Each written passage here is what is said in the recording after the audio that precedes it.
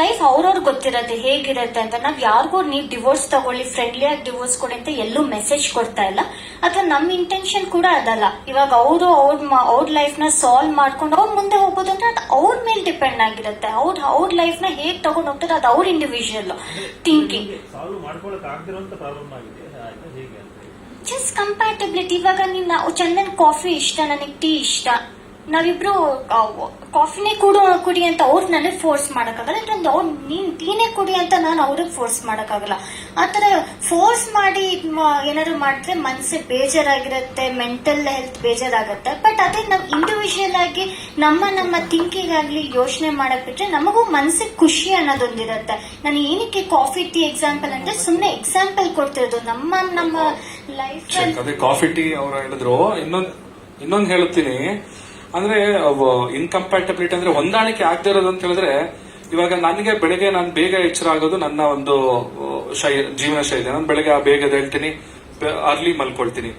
So ಇವರು late ಆಗಿ ಮಲ್ಕೊಳ್ತಾರೆ, ಮತ್ತೆ ಲೇಟ್ ಆಗಿ ಹೇಳ್ತಾರೆ. ಸೊ ಈ ರೀತಿಯಾದಂತ ಫಸ್ಟ್ ಇಲ್ಲಿಂದಾನೇ ಶುರುವಾಯಿತು. ಸೊ ಇವಾಗ ಈ ತರ ಏನಾದಾಗ ನಮ್ಮಿಬ್ರಿಗೆ ಒಬ್ರಿಗೊಬ್ರು ಟೈಮೇ ಕೊಡಕ್ ಆಗ್ತಾ ಇರ್ಲಿಲ್ಲ. ಶೀಸ್ ಅ ನೈಟ್ ಪರ್ಸನ್, ನಾನು ಮಾರ್ನಿಂಗ್ ಪರ್ಸನ್. ಸೊ ಇಲ್ಲಿಂದ ಸ್ಟಾರ್ಟ್ ಆಗಿ ಹಲವಾರು ವಿಚಾರಕ್ಕೆ ನಾನು ಅವಾಗಲೇ ಫಸ್ಟಿಗೆ ನಾನು ಮೊದಲಿಗೆ ಹೇಳ್ದಂಗೆ ಇಬ್ಬರ ಒಂದು ಜೀವನ ಮತ್ತು ಜೀವನ ಶೈಲಿ, ನಾವು ಜೀವನನ ಅರ್ಥ ಮಾಡ್ಕೊಂಡಿರುವಂತಹ ವ್ಯಾಖ್ಯಾನ ಬೇರೆ ಬೇರೆ ಇತ್ತು. ಸೊ ಹಾಗಾಗಿ ಅದಕ್ಕೆ ರೆಸ್ಪೆಕ್ಟ್ ಮಾಡಿ ಇವತ್ತು ಈ ಒಂದು ಡಿಸಿಷನ್ಗೆ ಬಂದಿರೋದು. ಮತ್ತೆ ಅದನ್ನೇ ಮತ್ತೆ ಇನ್ನೊಂದ್ಸಲ ಮತ್ತೆ ರಿಪೀಟ್ ಮಾಡ್ಬೇಕಾಗತ್ತೆ ಇನ್ನೇನೇ ಕ್ವಶನ್ಸ್ ಬಂದ್ರು. ಸೊ ದಯವಿಟ್ಟು ಇವಾಗ ನಾವು ಆಲ್ರೆಡಿ ಅದು ಮುಗ್ದು ಹೋಗಿದೆ. ಇವಾಗ ಡಿವೋರ್ಸ್ ಆಲ್ರೆಡಿ ಸಿಕ್ಕಿದೆ. ನಿಮ್ ಮುಂದೆ ನಾವು ಕ್ಲಾರಿಟಿ ಕೊಡಬೇಕಾಗಿತ್ತು. ಇದನ್ನ ನಾವು ನಮ್ಮ ನಮ್ಮ ಒಂದು ಈ ಪ್ರೆಸ್ ಮೀಟ್ ಮುಖಾಂತರನೇ ತಿಳಿಸಬೇಕಾಗಿತ್ತು. ಅದಕ್ಕೋಸ್ಕರ ಇವತ್ತು ಈ ಪ್ರೆಸ್ ಮೀಟಿಗೆ ಬಂದಿದ್ದೀವಿ.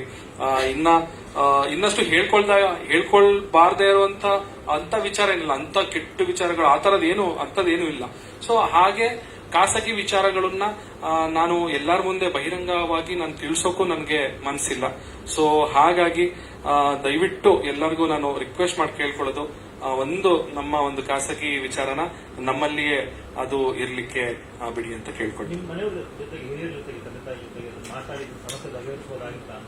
ಎಲ್ಲರ ಹತ್ರ ಮಾತಾಡಾಗಿತ್ತು. ಎಲ್ಲ ಅವ್ರ ಫ್ಯಾಮಿಲಿ, ಅವ್ರ ಪೇರೆಂಟ್ಸು, ನಮ್ಮ ಫ್ಯಾಮಿಲಿ, ನಮ್ಮ ಪೇರೆಂಟ್ಸು ಎಲ್ಲರೂ ಸುಮಾರು 1 ವರ್ಷಕ್ಕೂ ಹೆಚ್ಚು ಹಿಂದೆಯಿಂದಾನೇ ನಾವು ಈ ಮಾತುಗಳನ್ನ ಆಡಿ ಕೊನೆದಾಗಿ ಯಾವುದೇ ರೀತಿಯ ಕಾನ್ಫ್ಲಿಕ್ಟ್ ಇಲ್ದಲೆ ಪರಸ್ಪರ ಜಗಳ ಆಡ್ಕೊಂಡು ಸಾಕಷ್ಟು ನೋಡ್ತೀವಿ. ಸಾಕಷ್ಟು ಕೇಸ್ಗಳಲ್ಲಿ ಅವ್ರ ಮೇಲೆ ಇವ್ರು ಅಲಿಗೇಷನ್ ಮಾಡಿ, ಇವ್ರ ಮೇಲೆ ಅವ್ರು ಅಲಿಗೇಷನ್ ಮಾಡಿ, ಬೀದಿ ರಂಪಾಟ ಮಾಡಿ ಅದಕ್ಕೊಂದು ಲಾಸ್ಟಿಗೆ ಫೈನಲ್ ಆಗಿ ಡಿವೋರ್ಸ್ ತಗೊಳ್ತಾರೆ. ಸೊ ಅದ್ಯಾವ ರೀತಿ ಆಗೋದ್ ಬೇಡ.